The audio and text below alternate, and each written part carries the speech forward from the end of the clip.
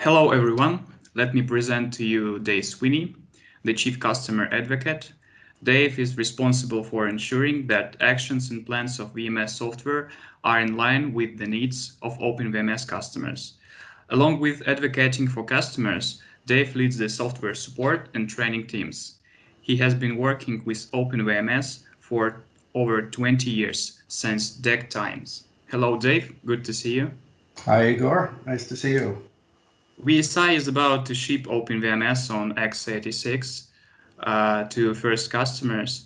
And today we would like to talk to you about how the new versions is going to be supported and in general about how support works at VMS Software. So could you tell us what your work as the chief company advocate involves?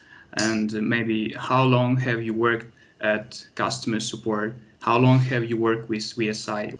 Yeah, sure. I have worked with VMS Software Inc. since 2015, and I've worked with VMS since the early 1990s. My role as Chief Customer Advocate, entails two things. One, it's making sure the current needs of our customers are met, but also looking to the future to make sure that VMS software is going towards ways in directions that are going to be able to support our customers on x86 and even into the future beyond that. We don't envision much of a change in the model in that VMS is VMS and it's going to be running on a different architecture, but it's still VMS and will still have all the same features available to you.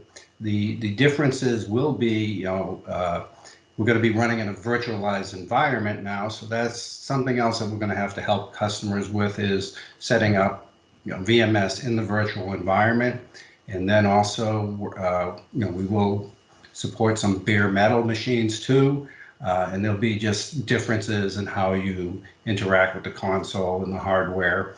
So we see challenges there, but in the terms of supporting VMS operating system itself, the features, the aspects of the operating system are the same, so there won't be that much difference to support people in how VMS works. It's mainly changes around the environment in which VMS is running in.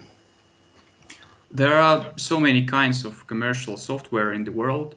Obviously, each one requires a slightly different approach to supporting customers. What would you say are the peculiarities of supporting an entire operating system? Yes, it's challenging to support an entire operating system because there are so many parts involved. You have the hardware support for the various peripheral devices, storage devices, network devices, switches, fiber cards.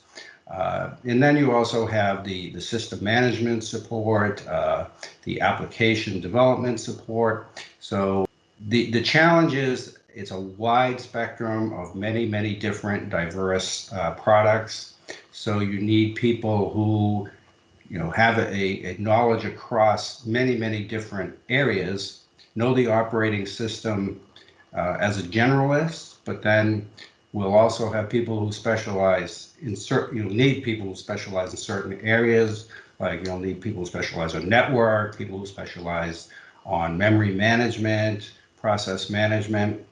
So the challenge is you need a lot of people with broad knowledge, but also highly intelligent people who can specialize and learn details and internals of operating system, structures. It's challenging, yes.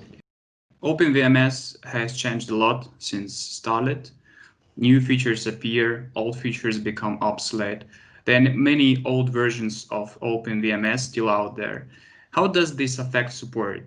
How are the decisions on which features to support and which to abandon made?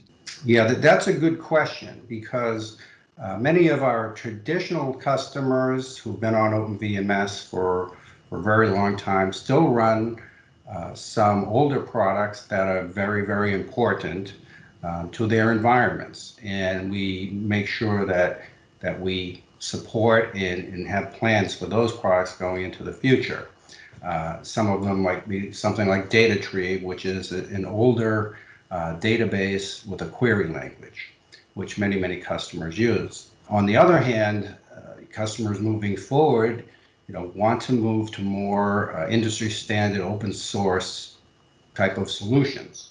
And we are doing at VSI, we have a whole team who's dedicated to expanding our open source portfolio, creating application services that are based on open source, are more have more stand to industry standards and are available to use via browsers and web interfaces.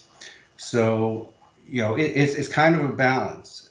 We want to maintain the environments of our existing customers, and then we also want to give our existing customers the ability to modernize their applications and move forward, and also to attract some of our newer customers and new customers on x86 to solutions that are based on open source products and that can go interact seamlessly with Linux and Windows and other solutions. So how is the support team going to respond to the new versions of OpenVMS running on x86? Does this introduce any new challenges? Yes, I mean we've been very successful in our support of both the VSI OpenVMS, and we've also been providing the Hewlett-Packard VMS support since 2018. And the plans are that we continue this high level of support, with over 99% customer satisfaction ratings on the surveys that are done by HP. So that's our plan, to continue the great service. The challenge will be, we have to learn a lot of new hardware. We have to learn, how to use VMware, although some of us already have, VirtualBox. And then, we're also looking at other solutions where people who are still on VAX and Alpha, can take Strom Assist or another emulator, bring it over to the cloud, like whether it's Amazon Web Services, Oracle Web Services, or other web services, and be able to virtualize in the cloud and also reduce their hardware costs. So it's a new environment. We need to modernize VMS and pretty much take VMS out of the equation, as you need proprietary hardware and you need special hardware support in order to run VMS. We just want to fit it into the existing infrastructure of corporations. Can you tell our community a bit about the support team? How many people are there? Where are they based, and how is your work organized? Yes, we are mainly based in North America and Europe right now. There are 13 full-time people and 3 part-time people, and we hope to expand into the Far East, or Australia, New Zealand, and into Latin America in the upcoming years.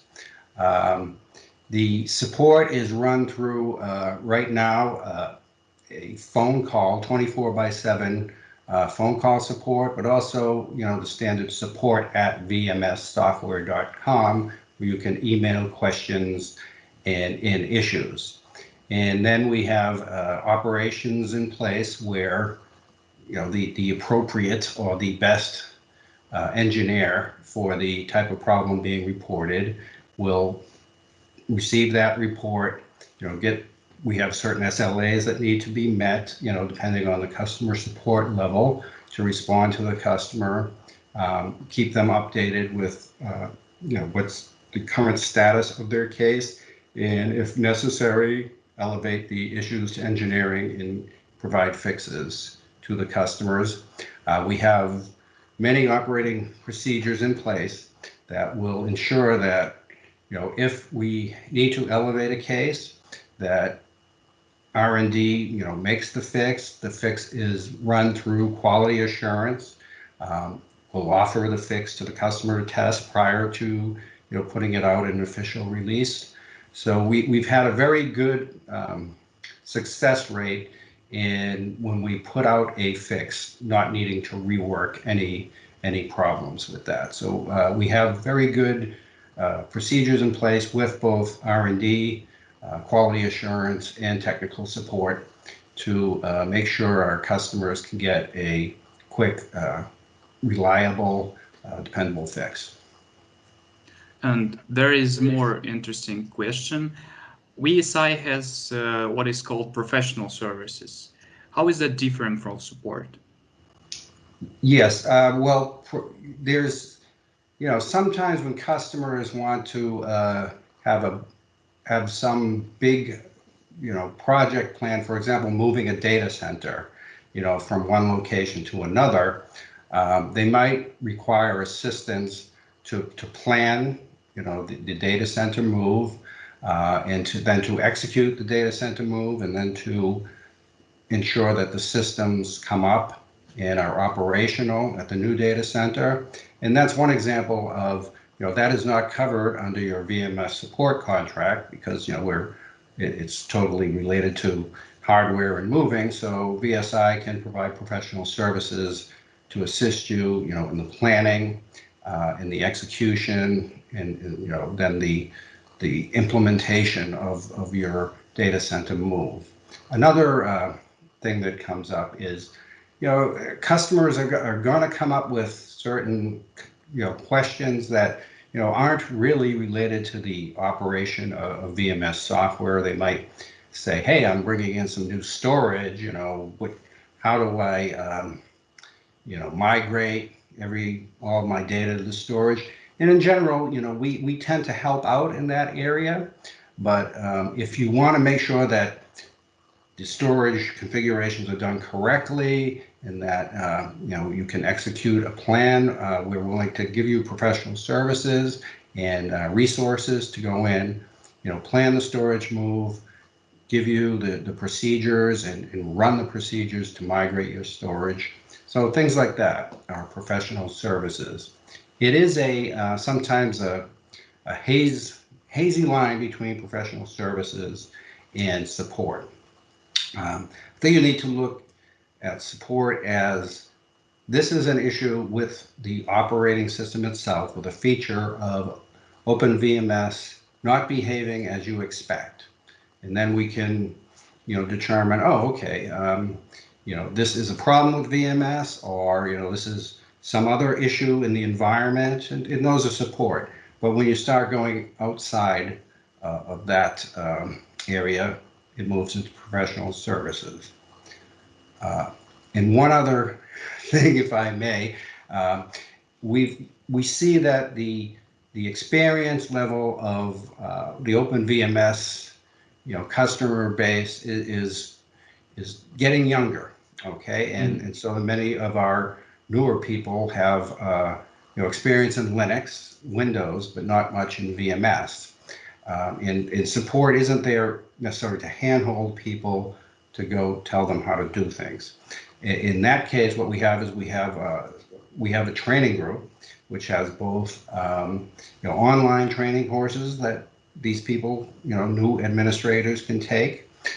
They also have both remote and on-site training classes with instructors, or we can even have instructors at different VSI locations or locations around the world give courses to customers who may have 3 or 4 new employees that need to be trained on VMS. So that training is somewhat of a professional service, correct? But I just thought I'd bring that out. Can you give any advice to a customer seeking support assistance? How can they help you to solve their case faster? Okay. Well, the first thing they need to know is if they are hitting a critical problem that's affecting their production, they need to call the support line and not send email.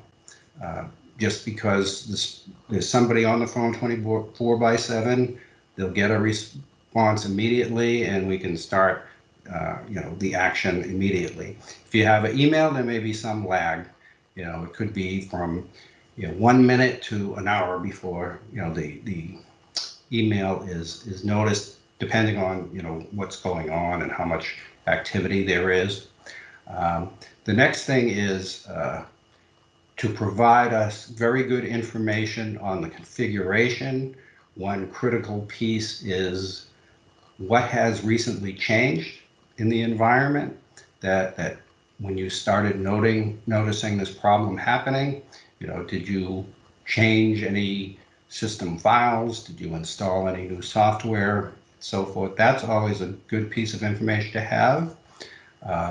Another thing is if customers can run T4, which is a tool for gathering system information, and keep that data, we can take the data and see what was different running on the system when the problem occurred versus on a normal day when things are operating as normal. And the thing is, VSI, I'm very excited that VSI is creating some new tools that will be able to take your T4 files soon and store them up in the cloud, and both VSI and you will have the access to look at the time series data of the T4 information that's been gathered and just see the operations of the different systems you have. That can be extremely critical in situations where you've been running normal and then all of a sudden there's spikes or hangs or something happens. We can identify what was different at that time. Okay, so T4 data, what's changed in the configuration recently, and we're also introducing a few new tools that will come out soon that gather information about your system, and if you're willing to ship that information to us, it will help us. This was Dave Sweeney, the Chief Customer Advocate in VMS Software. Thank you for your time, Dave, and see you soon. Oh, thank you very much. It was a pleasure talking with you, and have a wonderful day. Thank you.